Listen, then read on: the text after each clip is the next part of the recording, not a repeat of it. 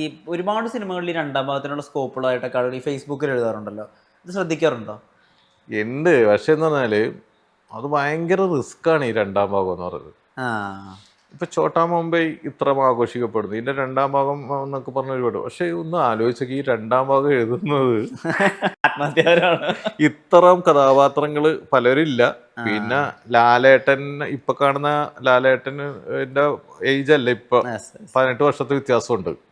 ലാലേട്ടന്റെ രൂപത്തിലും ഇത്തിരി കൂടെ ഇതൊക്കെ മാറിയിട്ടുണ്ട്. ഭയങ്കര പക്വത ഒന്നുകൂടി വന്നിട്ടുണ്ട്. ഈ കുട്ടിത്തം, ഇതിനകത്ത് നല്ല കുട്ടിത്തമുണ്ട്. നല്ല ഫിറ്റ് ആയിട്ടുള്ളതാണ്. അപ്പൊ ആ ക്യാരക്ടർ നിർത്തിയിട്ട് വേണം ഇത് ചെയ്യാൻ. അപ്പൊ ഇതായിട്ട് അടിക്കും ചിലപ്പോ. അത് ചോട്ടാമ്പേ സെക്കൻഡ് പാർട്ട് ചെയ്യണമെങ്കിൽ ഒരു 2 വർഷത്തിന് മുമ്പ്, പടം റിലീസായി 2 വർഷം കഴിയുമ്പോൾ തന്നെ ചെയ്യണമായിരുന്നു. അങ്ങനെയാണെങ്കിൽ ഇവരെ ആ ഫ്ലേവറിൽ തന്നെ നമുക്ക് പിടിക്കാൻ പറ്റും. പക്ഷെ ഇവരെ വെച്ചിട്ട് ആ ഒരു മൂടുള്ള സിനിമ ചെയ്യണമെന്ന് എനിക്ക് ആഗ്രഹമുണ്ട്. ഞാനത് ആലോചിക്കുന്നുണ്ട്. ഈ ഛോട്ടാ മുംബൈയുടെ ഒരു ആ ഒരു ട്രെൻഡിലുള്ളത്, പാട്ടും ഡാൻസും ഇതൊക്കെ ആയിട്ടുള്ള ഒരു പരിപാടി ആലോചിക്കുന്നുണ്ട്. അത്രേ ഉള്ളൂ.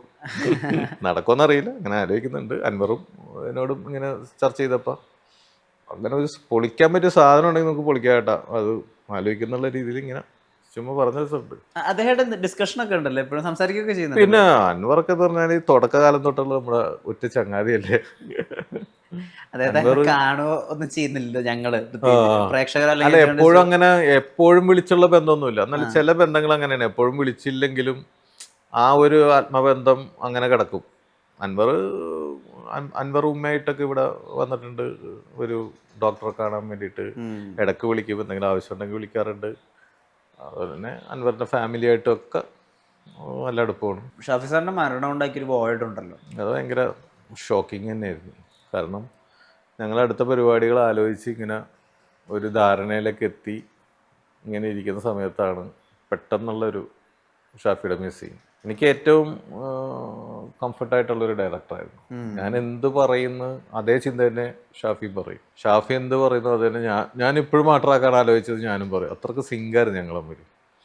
അപ്പോൾ അതൊരു മിസ്സിങ് തന്നെയായിരുന്നു. പിന്നെ ഭയങ്കര സാധുവായിട്ടുള്ള മനുഷ്യൻ, ദേഷ്യം വരാത്ത മനുഷ്യൻ, എന്ത് പ്രശ്നം ഉണ്ടെങ്കിലും വളരെ ലാഘവത്തോടെ അതിനെ നേരിടുന്ന ഒരാളായിരുന്നു.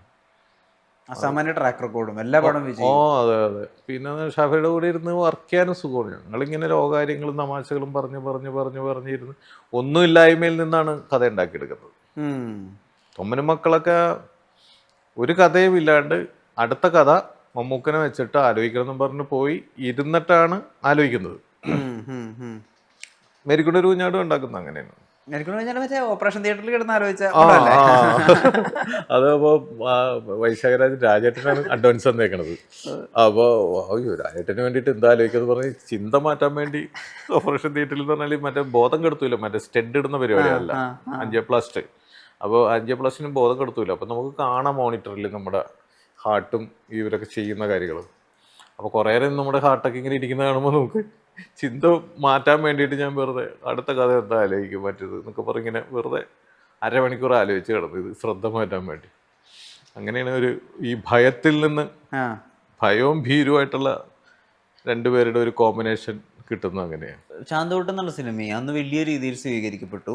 അത് അതിലെ എല്ലാ രംഗങ്ങളും അതിലെ പാട്ടുകളും ഒക്കെ സൂപ്പർ ഹിറ്റായി. പക്ഷെ കാലപ്രവാഹത്തിൽ ഇത് ചാന്തോട്ടം എന്നുള്ള സിനിമ ഈ ട്രാൻസ് കമ്മ്യൂണിറ്റിയോട് എന്തോ പാപം ചെയ്തു എന്നുള്ള രീതിയിൽ അത് വ്യാഖ്യാനിക്കപ്പെട്ടത്. ഇപ്പൊ ലാൽ ജോസ് അതിന് പല വ്യാഖ്യാനങ്ങൾ പറഞ്ഞിട്ടുണ്ട്. ഇതൊരിക്കലും ഒരു ട്രാൻസ്ജെൻഡർ സിനിമയല്ല, ഇതൊരു ഫെമിനൈൻ നേച്ചറുള്ള ഒരു ആണിന്റെ കഥയാണ് എന്ന് എടുത്തു പറഞ്ഞിട്ടുണ്ട്. പക്ഷെ എനിക്കൊന്ന് സാറും എഴുതാൻ പറ്റുന്നിടത്തും പറയാൻ പറഞ്ഞിട്ടുണ്ട്. പക്ഷെ എന്നാലും ഇപ്പോഴും ട്രാൻസ്ജെൻഡർ കമ്മ്യൂണിറ്റിക്ക് ഇത് ഒരു വലിയ ചതുർത്ഥിയായി. അതെന്താ സംഭവിച്ചെന്ന് അറിയാമോ?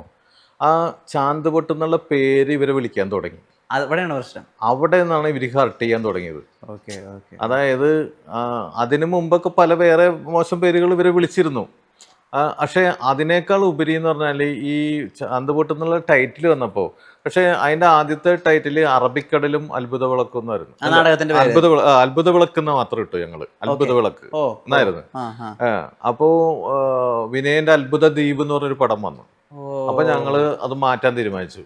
അത്ഭുത ദ്വീപ് ഒന്ന്, പിന്നെ അത്ഭുത വിളക്ക് എന്ന് പറഞ്ഞിട്ട് അത്ഭുത വിളക്ക് എന്നായിരുന്നു ആദ്യത്തെ പേര്. അങ്ങനെയാണ് പിന്നെ വേറെ എന്ത് പേരിടുന്ന ആലോചനയിലെ ഭാഗമായിട്ടാണ് പെട്ടെന്ന് ചാന്ത് പൊട്ടിലേക്ക് എത്തുന്നത്.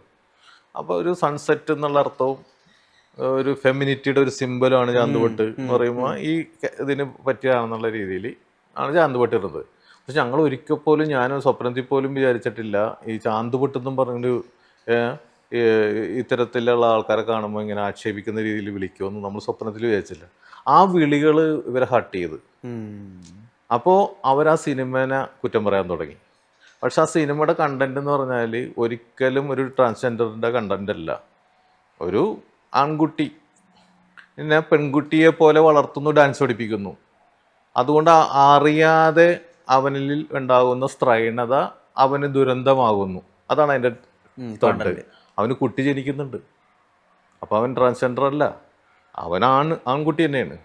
ഇപ്പം നമ്മുടെ ജീവിതത്തിൽ ഒരുപാട് പേര് ഈ ഡാൻസ് മാസ്റ്റർമാരെ കണ്ടിട്ടുണ്ട്. സ്ത്രൈണതയിൽ നമ്മുടെ നാട്ടിലൊക്കെ തന്നെ ഒത്തിരി പേര് നമ്മൾ കണ്ടിട്ടുണ്ട്. ഈ ഡാൻസ് പഠിക്കുന്നത് കൊണ്ട് തന്നെ സ്ത്രൈണത കയറും ഇവരിൽ. അപ്പോൾ ആ അംഗചലനങ്ങളൊക്കെ ഒരു സ്ത്രൈണ സ്വഭാവം, ഈ ഇത്തിരി മുടിയും നീട്ടി വളർത്തിട്ടുണ്ട്. നമ്മൾ പണ്ട് തന്നെ എത്രയോ കഥാപാത്രങ്ങൾ സിനിമയിൽ അങ്ങനെ വന്നിട്ടുണ്ട്. പക്ഷെ അവർക്ക് ഭാര്യയും മക്കളൊക്കെ ഉണ്ടാവും. പക്ഷെ അതൊരു ദുരന്തമായി ഒരുത്തിന് മാറുന്നു എന്നുള്ളൊരു ചിന്തയിൽ നിന്നാണ് എൻ്റെ നാടകം ഉണ്ടായത് ആദ്യം. അത് തന്നെയാണ് നമ്മൾ സിനിമ ആക്കിയത്. അപ്പോൾ ഈ ഒരു സിനിമക്ക് പ്രചാരം കിട്ടിയതോടെ ഇവരെ ആക്ഷേപിക്കാനായിട്ട് ഈ സമൂഹം അത് ഏറ്റെടുത്ത ആ പേര്, അത് സമൂഹത്തിൻ്റെ കുഴപ്പമാണ്, എഴുത്തുകാരൻ്റെ സംവിധായകൻ്റെ കുഴപ്പമില്ല. അപ്പോൾ ഈ പൊളിറ്റിക്കലായിട്ട് കറക്റ്റ് അല്ലാത്ത വാക്കുകൾ പ്രയോഗിക്കുന്ന ഒരുപാട് പേരുണ്ട്. അത് ആ വാക്ക് ഉണ്ടാക്കിയ ഒരു പദസമ്പത്തിൽ ഉണ്ടായിരുന്ന വാക്കൊക്കെ തന്നെ ആയിരിക്കും വേറെ രീതിയിൽ പറയുന്നത്, ഇൻസൾട്ട് ചെയ്യാൻ. അത് ആ നിഘണ്ടു കണ്ടുപിടിച്ചിട്ട് കുഴപ്പമില്ലെന്ന് പറയുന്ന പോലെ, നിഘണ്ടുവിലുള്ള എന്ന് പറയുന്ന പോലെ ചാന്തുപൊട്ട് നമ്മൾ ചേർത്ത് നിർത്താൻ വേണ്ടിയാണ് ഞാൻ സത്യം പറഞ്ഞ എഴുതിയത് ഇവരാ. അതായത് എൻ്റെ അനുഭവമാണ്. എൻ്റെ കൂട്ടുകാരൻ കാർത്തികേയൻ എന്ന് പറയുന്ന എൻ്റെ ബെഞ്ചിലിരുന്ന ഒരുത്തൻ്റെ ദുഃഖം ഞാൻ കണ്ടിട്ട്, അവൻ്റെ കണ്ണ് നിറയുന്നത് ഞാൻ കണ്ടിട്ടുണ്ട്. അവൻ പഠിപ്പ് നിർത്തിയിട്ട് അവൻ മാനസിക രോഗിയായിട്ട് ഈ വഴിയിലൂടെ അലഞ്ഞു നടക്കുന്നത് ഞാൻ കണ്ടിട്ടുണ്ട്. അപ്പം ഞാൻ അവനെ കണ്ടിട്ട് കാർത്തികേയനെ വിളിക്കുമ്പോൾ അവൻ ഇതുപോലെ സ്ത്രൈണത നടന്നു പോകും. അവൻ എന്നിട്ട് കയറി ടെറസിൻ്റെ മുകളിൽ കയറി ഡാൻസ് ചെയ്യും. മെൻ്റൽ പേഷ്യൻ്റ് ആയവൻ. എന്നിട്ട് ഡാൻസ് ചെയ്യുമ്പോൾ അവൻ വടിയും കൊണ്ട് ആൾക്കാർ തല്ലി അവൻ അവിടെ നിന്ന് ഓടിച്ചിട്ടുണ്ട്. ഇതൊക്കെ കണ്ടിട്ട് പിന്നെ അവൻ എവിടെയോ പോയി, നാട് വിട്ടു പോയവൻ. പിന്നെ മിസ്സിങ് ആണ്, അവൻ ജീവിച്ചിരിപ്പുണ്ടോയെന്ന് പോലും അറിയില്ല. അപ്പോൾ ആ ഒരു വേദന എൻ്റെ മനസ്സിൽ കിടപ്പുണ്ട്. ഇങ്ങനെ ഒരു സ്ത്രൈണതയുടെ പേരിൽ ഒരുത്തന ഭ്രാന്തനാക്കി നാട്ടിൽ നിന്ന് ഓടിച്ചല്ല ഈ സമൂഹം. അവർക്ക് ഇവർ തമാശയാണ്. ആ ഒരു വേദനയിൽ നിന്നാണ് ഞാൻ ഈ നാടകം എഴുതുന്നത്. അത് മറിച്ച് പക്ഷെ ആദ്യം കുറച്ച് കത്തുകളൊക്കെ എനിക്ക് വന്നു, ഞങ്ങളുടെ ദുഃഖം സാറ് മനസ്സിലാക്കിയല്ലോ, ഈ അനുഭവങ്ങൾക്ക് ഞാൻ അനുഭവിച്ചിട്ടുണ്ടെന്ന് പോസിറ്റീവായിട്ട് കുറേ വന്നു. പിന്നെ ഈ ആൾക്കാർ ഇവരെ കളിയാക്കാൻ തുടങ്ങിയതോടെയാണ് ഇവർ തിരിഞ്ഞത്. ഈ സിനിമ കാരണം പുറത്തിറങ്ങി നടക്കാൻ പറ്റണില്ലെന്നൊക്കെ പറഞ്ഞ് എന്നോട് എൻ്റെ വൈഫിനെ കണ്ടപ്പോൾ ഇതുപോലെ തന്നെ പരിചയമുള്ള ഒരു കക്ഷി പറഞ്ഞിങ്ങനെ, ആ സാറ് കാരണം ഞങ്ങൾക്ക് പുറത്തിറങ്ങി നടക്കാൻ പറ്റില്ല എന്നൊക്കെ പറഞ്ഞു.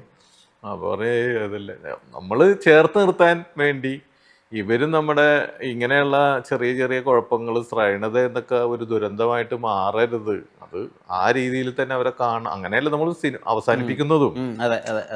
എൻ്റെ കൺക്ലൂഷൻ അതല്ലേ. ആ കൺക്ലൂഷൻ്റെ നന്മ കാണാതെ ആ ഒരു ഇവരെ പരിഹസിക്കുന്നതിന്റെ പുറത്തുണ്ടായ അവർക്കുള്ള വേദന കൊണ്ടാണ് അവരത് പറഞ്ഞത്.